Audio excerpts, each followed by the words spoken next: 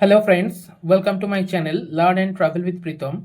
আমরা প্রিভিয়াস ক্লাসে parts of স্পিচের মধ্যে চারটে যে পার্টস রয়েছে সেগুলোকে আইডেন্টিফাই করতে শিখেছি। তার মধ্যে ছিল হচ্ছে noun, pronoun, preposition and conjunction.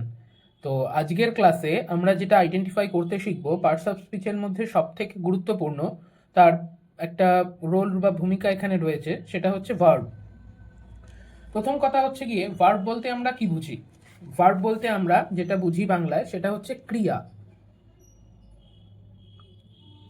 বা কাজ করা বোঝায়। আমরা বেসিক্যালি ভার্ব বলতেই বুঝি যা দিয়ে আমরা কাজ করি কোনো কিছু, বা ক্রিয়া বোঝায় কোনো একটা বাক্যে, তাকেই আমরা ভার্ব বলবো। কিন্তু শুধুমাত্র ভার্ব বলতে কি কোনো কাজ করা বা ক্রিয়াকেই বোঝায় কোনো একটা সেন্টেন্সের মধ্যে? একদমই নয়। তাহলে ভার্ব বলতে আমরা এক্ষেত্রে দুটো জিনিস পাবো।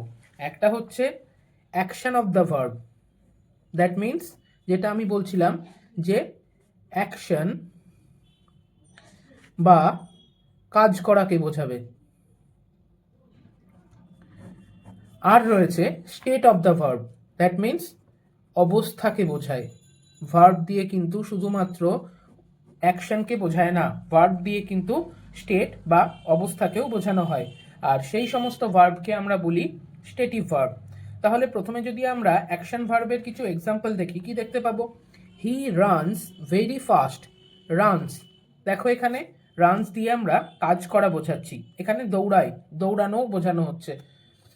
সি কুকস এক্সট্রিমলি ওয়েল, সে রান্না করে, তাহলে রান্নাও একটা কাজের মধ্যে পড়ছে।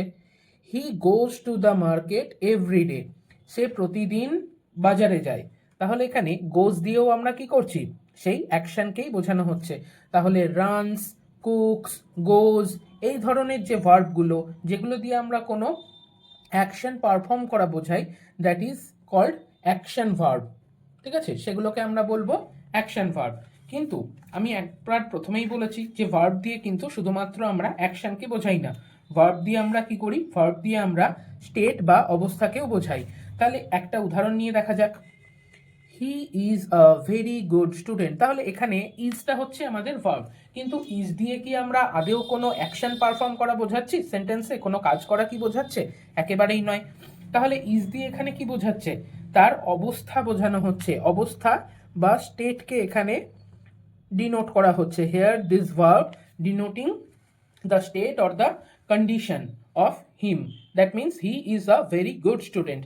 নাও let's come to the next example. She is good at dance. Exactly এখানেও দেখো এই ইজটা দিয়েও কিন্তু আমরা অবস্থা বা স্টেটকে বোঝাচ্ছি। তাহলে এগুলো সবই হচ্ছে stative verb. Now come to the third example. She has a beautiful dress. Has, এই ভার্বটা দিয়েও কিন্তু একই রকমভাবে কোনো রকম অ্যাকশন পারফর্ম করা বোঝায় না। এই ভার্বটা দিয়েও কিন্তু একইভাবে আমরা কি বোঝাচ্ছি? এই ভার্বটা দিয়েও একইভাবে আমরা অ্যাকশন পারফর্ম করা না বুঝিয়ে স্টেট বা অবস্থাকে বোঝাচ্ছি। এবার একটা প্রশ্ন তোমাদের মনে আসতে পারে যে ভার্বকে চেনার তাহলে কি কোনো ট্রিক নেই? আমরা শুধুমাত্র অ্যাকশন পারফর্ম করা বা এই অবস্থা, এই দুটোকে দিয়েই আমরা ভার্বকে বুঝতে পারি? কিন্তু আমরা বলতে পারি যে না, ভার্বকে চেনার সেই রকম কিছু ট্রিক না থাকলেও একটা জিনিসের কথা আমরা বলতে পারি যে সমস্ত ভার্বেরই তার পাস্ট ফর্ম হয়। তাহলে কোনো একটা ওয়ার্ডকে যদি দেখি তার পাস্ট ফর্মে কনভার্ট করা যাচ্ছে, তাহলে বলতে পারি আমরা সেটা ভার্ব। কিন্তু এবার আমরা যদি তার পাস্ট ফর্মটাই না জানি, তাহলে সেক্ষেত্রে আমাদের প্রবলেম হতেই পারে। সেক্ষেত্রে আমরা বলতে পারি যে আমরা তার আইএনজি ফর্ম, ঠিক আছে, আমরা যদি আইএনজি ফর্মটা either past form or ING ফর্মে যদি কোনো ওয়ার্ডকে আমরা কনভার্ট করে দেখি যে সেই ওয়ার্ডটা either past form or ING ফর্মটাকে নিচ্ছে, তাহলে আমরা বলতে পারি যে সেটা কিন্তু ভার্ব। একটা এক্সাম্পল নিয়ে আমরা দেখি। যদি আমরা ধরি যে ধরো প্লে, প্লে থেকে আমরা প্লেড পাস্ট টেন্স পেতে পারি, প্লেইং এখানেও কিন্তু আইএনজি ফর্ম পেতে পারি। তোমাদের এখানে কয়েকজনের এবার মনে কোশ্চেন রাইজ হতেই পারে, সেটা হচ্ছে গিয়ে যে আমরা যদি এই ভার্বটা নিই যে পুট, এর তো পাস্ট ফর্মও পুট, পার্টিসিপল ফর্মও পুট, তাহলে এখানে আমরা কি করে বুঝবো? কিন্তু এর পাস্ট বা পাস্ট পার্টিসিপল ফর্ম এক হলেও আমরা যদি বলি যে পুটিং, তাহলে সেক্ষেত্রে আইএনজি তো আমরা পাচ্ছি, আইএনজি ফর্ম আমরা পেয়ে যাচ্ছি, তাহলে নিঃসন্দেহে বলতে পারবো যে পুট কিন্তু একটা ভার্ব। তবে এক্ষেত্রে আইএনজি দিয়ে আমরা নাউনের জিরান্ড করি, আমি যেটা গত ক্লাসেই তোমাদের সবাইকে বুঝিয়েছি, নাউনের আইএনজি ফর্ম আমরা মানে কোনো একটা ভার্বের আইএনজি ফর্ম আমরা নাউন বা জিরান্ড হিসাবে আমরা ইউজ করতে পারি। সো বেসিক্যালি আমরা এটাই এখানে দেখে নেব যে ভার্বকে মেনলি আমরা নট অনলি অ্যাকশন ভার্ব, ভার্বকে আমরা স্টেটিভ ভার্ব হিসাবেও পাই, অ্যাকশন ভার্ব বা স্টেটিভ ভার্ব এই দুটো হিসাবে পাবো। আর এছাড়াও আমরা ভার্বের কিন্তু দুরকম ফর্ম পাবো। এটা একটা ছোট ট্রিক বলতে পারো, যেটা দিয়ে আমরা এক্সপ্রেস করতে পারি যে এটা একটা ভার্ব, কারণ ভার্বের আমরা পাস্ট ফর্ম পাই, ভার্বের আমরা আইএনজি ফর্ম পাই।